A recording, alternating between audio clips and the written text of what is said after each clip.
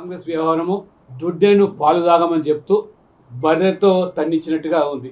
బయట మాత్రము మాటల కోటలు బీసీల పట్ల, లోపల వారి వంచన కుట్రలు. ఇది కాంగ్రెస్ యొక్క మరి పరిస్థితి.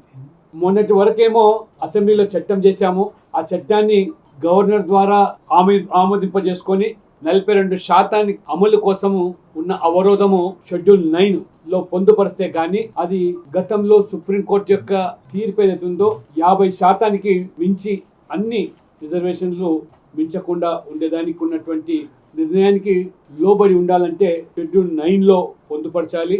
అందుకనే మేము ఆ బిల్లు ఆమోదం కోసం అని చెప్పి రాష్ట్రపతికి పంపించామని చెప్పారు. ఒకవైపు మీరు పంపించినటువంటి బిల్లు రాష్ట్రపతి దగ్గర పెండింగ్ లో ఉన్నప్పటికీ ఆ బిల్లు పట్ల ఇంకా ఏమి తేల్చక ముందే ఈ ఆర్డినెన్స్ తీసుకురావడంలో మతలబేమి. తెలంగాణ కాంగ్రెస్ ప్రజా పాలన ప్రభుత్వం బలైన వర్గాల కొరకు ఇంత ఒక చారిత్రాత్మక నిర్ణయం తీసుకొని ప్రజాస్వామికంగా న్యాయపరంగా ముందుకు పోతుంటే ఎందుకు ఈ సందర్భంగా అడ్డంకులు చేస్తా ఉన్నారు? కాలుకు నరసుడు కాళ్ళల్లో కట్టెబెట్టినట్టు.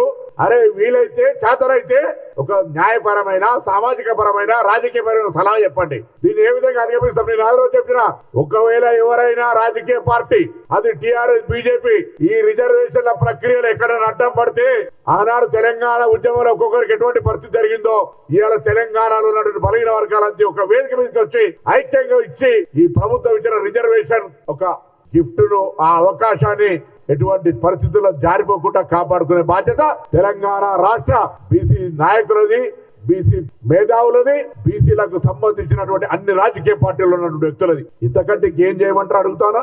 లక్ష్మణ్ గారు మీరు చెప్పండి.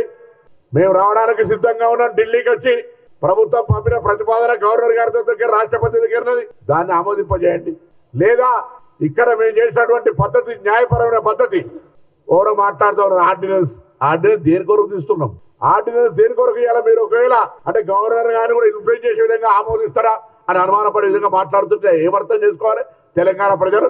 శాసనసభ రన్నింగ్ లేనప్పుడు ప్రభుత్వాలకు కేబినెట్ హక్కు ఉంది ఆర్డినెన్స్ తెచ్చేది. ఆర్డినెన్స్ కు రాష్ట్రపతి గారి దగ్గర ఉన్న బిల్లుకు సంబంధం లేదు.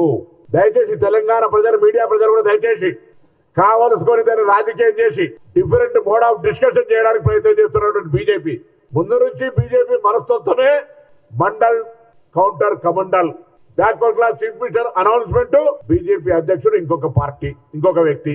వాళ్ళ విధానం అది, వాళ్ళ సిద్ధాంతం. కానీ Congress party BC, SC, ST, మైనార్టీల ఛాంపియన్, సామాజిక న్యాయానికి single care of address Congress party.